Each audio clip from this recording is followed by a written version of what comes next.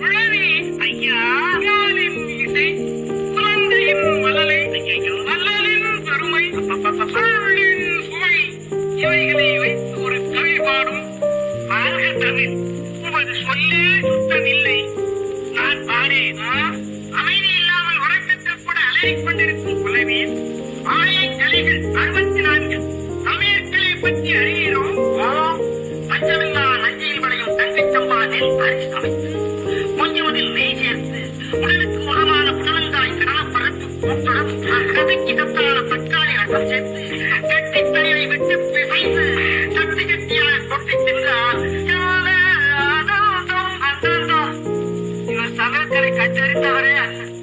வீடு வீடாக சென்று யாத்திரம் எடுத்து தின்று கொடுத்தவர் ஐயன் பல நூலை பற்றி பற்பல கருத்துக்களை சதா கட்டி எடுத்து நீ சொல். நான் மகாராஜா ஆக வேண்டும். அதற்கு என்ன வழி? பிரபு நான் சொல்லட்டுங்களா? சொல்லி சீக்கிரம் சொல். மகாராஜாவோட உடையெல்லாம் இங்கதானே இருக்கு. ஆமா, அதை எடுத்து நீங்க போட்டுக்கிட்டா நீங்களும் மகாராஜா தான். பிரபு, சிறையில் இருக்கும் மன்னவரையும் கொண்டு விடுவது, தீவுகளையும் கொண்டு விடுவது, நாமே பட்டத்துக்கு வந்து விடுவது வேண்டாம் வேண்டாம். அரசன் இறந்து விட்டதாக கதை கட்ட நாம் பட்ட பாடு கொஞ்ச நெஞ்சமல்ல. இன்னும் இளவரசனையும் கொண்டு விட்டால் மக்களுக்கு நம் மீது சந்தேகம் ஏற்படும். வேண்டாம் வேண்டாம். அப்படியானால் பிரபு சதி செய்வதே நல்லது. ஆமா, அந்த வந்தேன்.